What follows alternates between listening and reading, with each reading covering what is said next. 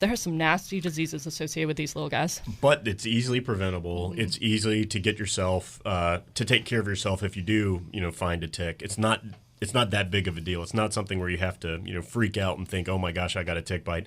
Every single, I take people out in these rock climbing classes almost once a week, and every time I come back, I've got a tick bite.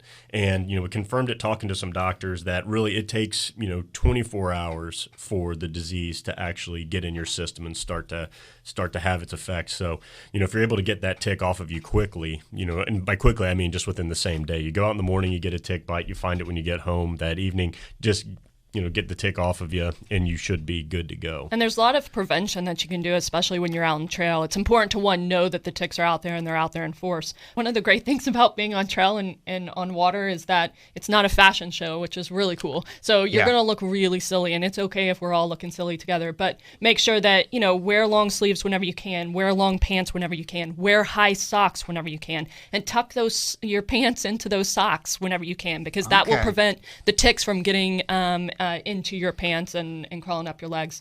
Also think about things like DEET. I know that DEET gets a bad rap, but really you'd have to swim in it consistently day after day for DEET to have a negative effect, especially when you're considering that you're saving yourself from some really yucky diseases. So 20 proof plus in DEET, make sure that you're spraying it on.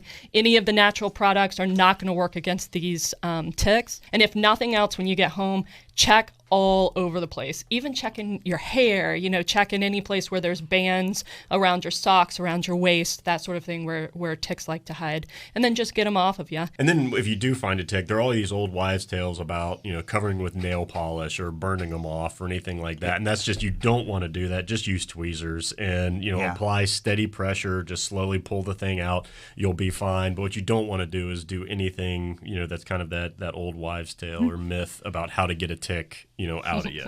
Just don't do it. You really have to pay close attention to not only yourself, but your kids, even your animals, and making sure that they're not carrying anything in. Because a lot of times these suckers will hitch a ride with one of the animals and come inside the house, and now they're inside your house, and they can hop on you there too. So it's not just on trail. Make sure that you understand the signs and symptoms of the various diseases, especially Rocky Mountain spotted fever and Lyme disease.